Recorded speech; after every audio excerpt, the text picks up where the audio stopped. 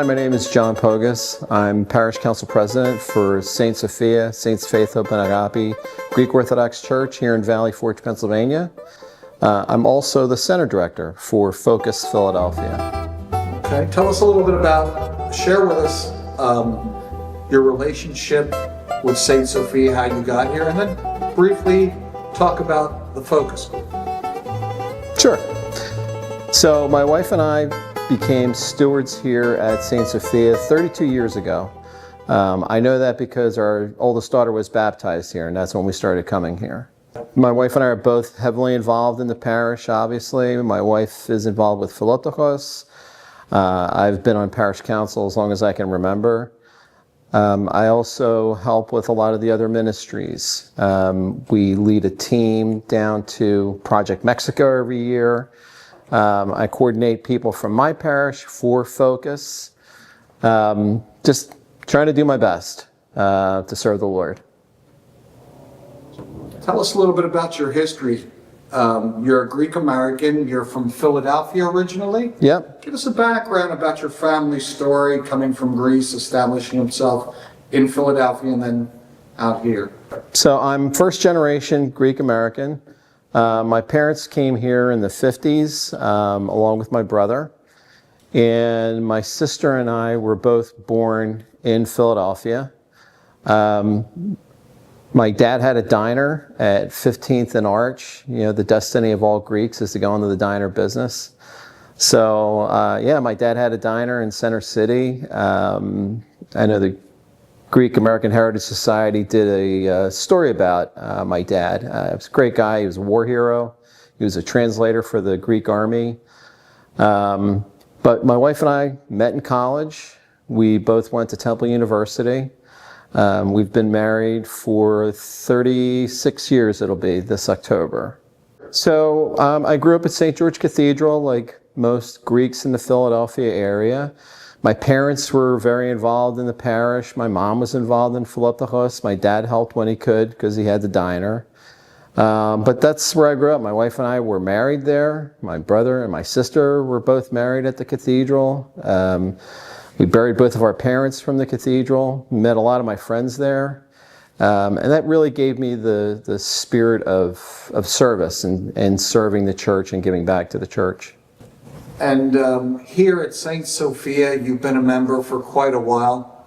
What is exciting about being part of this parish? What can we share that really shows this parish, its history, and how you're involved with it?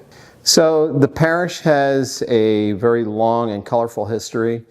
My wife and I first came here and fell in love with the parish because of the parishioners and the priests that were here.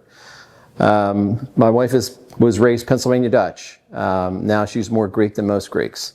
I challenge anyone to make a better spanakopita than Lynn Pogas. So we've been involved in this community ever since the beginning. It's a very warm and welcoming community. It's the one thing that we hear a lot of when people come here for the first time. They say, you know, I feel so welcomed by everyone. It's a diverse community.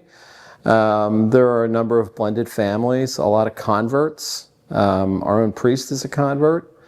But it's really our strength in bringing other people to the faith and to this parish.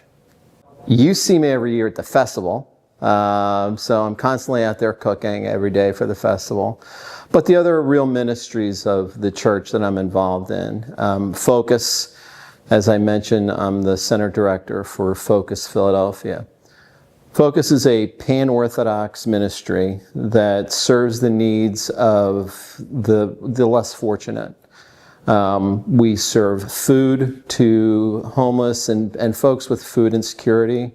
We also provide them with clothing, and we just give them a friendly smile. Most importantly, we give them respect, because that's something that they don't get a whole lot of living on the street.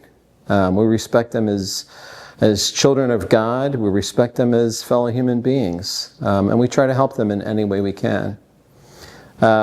Focus Philadelphia grew from serving, when I first started in December, serving 30 meals per week at Aviator Park in Philadelphia, Now we serve 100 meals at Aviator Park every Thursday, and every Wednesday we serve an additional 50 people in Norristown.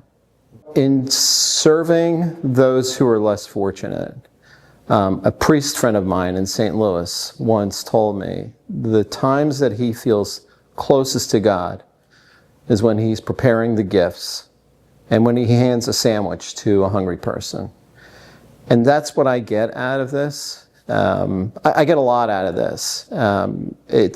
It's really helping others, but it's seeing that smile on somebody's face, that appreciation for the meals that we serve them. We put a lot of love into our meals. It's not just, a sandwich and an orange.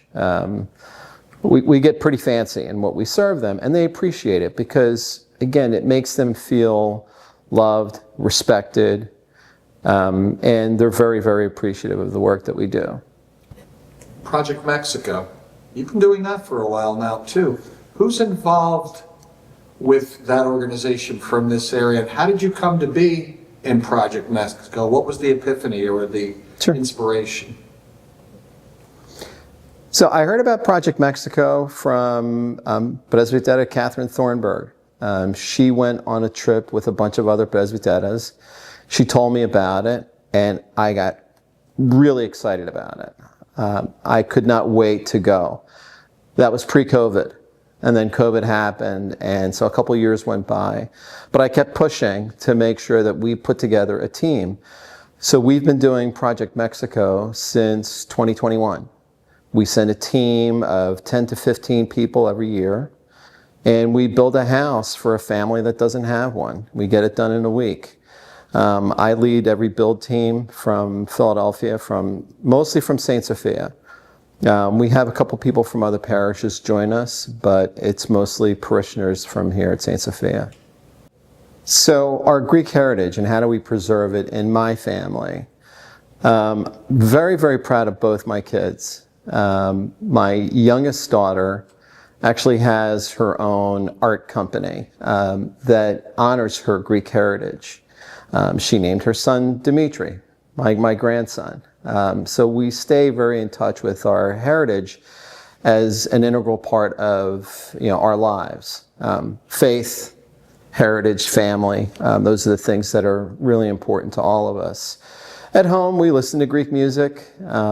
Even my Pennsylvania Dutch wife likes to listen to Greek music, and we preserve our culture through our food, our language, and our faith. My favorite holiday, of course, is going to be Pascha. We have a traditional lamb, but we'll also have ham and mac and cheese, and we'll have spanakopita, and we'll have pasticcio. And so the whole gamut. But our culture is very, very important. Even my friends say, that wacky Greek guy from Philly. It's part of who I am. There was a transitional moment for you. Share with us your career and how you felt this need to give and your discovery of the fact that it's not all about the money. Mm-hmm. You went through sort of a metamorphosis. Could you share that journey with us? So when I graduated from Temple, I received my degree in marketing. I worked in the corporate world. I spent 16 years as the vice president of global e-commerce for the world's largest insurance brokerage. After that, I opened a consulting business. I was involved in franchising. But every time I felt that I'm making money for other people, but there's no spiritual fulfillment. At that time, I equated wealth with what's in your bank account. How many square feet is your house? What's in your driveway? Now I equate wealth with what are you doing to serve the Lord? What are you doing to serve others? So I came to a point in my life where I thought, I really have to give more of my time, my talent, and my treasure to the community, to my church. Yeah, my wife and I joke we should just buy the house down the street because we're here so much.